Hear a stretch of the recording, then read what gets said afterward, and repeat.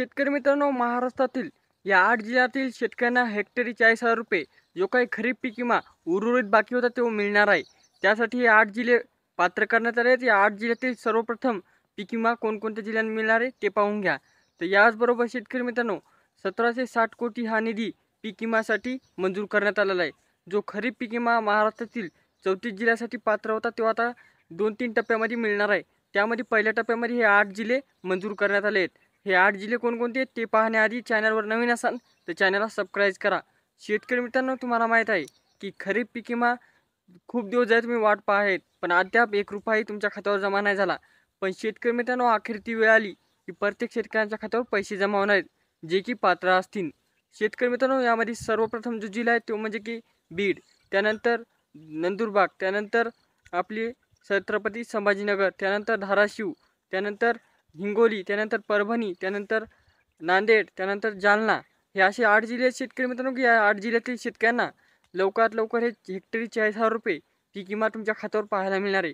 व त्याचबरोबर हे ज्या शेतकऱ्यांची बँक संलग्न आधार कार्ड असणार व त्याच शेतकऱ्यांची KYC पूर्ण असणार त्याच शेतकऱ्यांच्या खात्यावर हे पैसे जमा होणार आहेत. त्याचबरोबर महाराष्ट्रातील संपूर्ण जे काही जिल्हे मंजूर आहेत त्या जिल्ह्यातील 2-3 टप्प्यामध्ये पैसे येणार आहेत. त्यामुळे बाकी जिल्ह्यातील शेतकऱ्यांनी थोडीशीही गडबड करायची नाही. त्यांच्या बी खात्यावर लवकरात लवकर पैसे जमा होणार आहेत. जे काही खरीप पीक विम्यासाठी शेतकरी पात्र होते त्यांना पैसे मिळणार आहेत. पण ज्या शेतकऱ्यांना नुकसान झाले ते पण अपात्र ठरवण्यात आले होते त्यांना पण सरकार काहीतरी नवीन प्रकारे पैसे देऊ असे सांगण्यात आलेले आहे.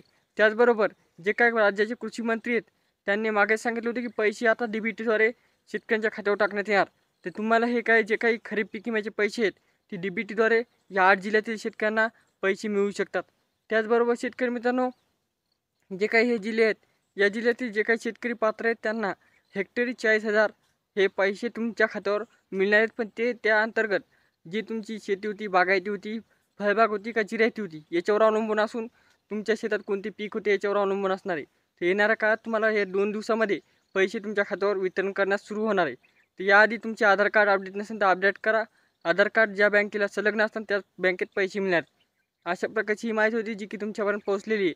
ही माहिती कशी वाटली व त्याचबरोबर आपल्या चॅनल नवीन असेल चॅनलला सबस्क्राईब करा व तसेच तुमचे जे काही पीक विम्यासाठी पात्र शेतकरी असतात, मित्र असतात त्यांना हा व्हिडिओ शेअर करा. धन्यवाद.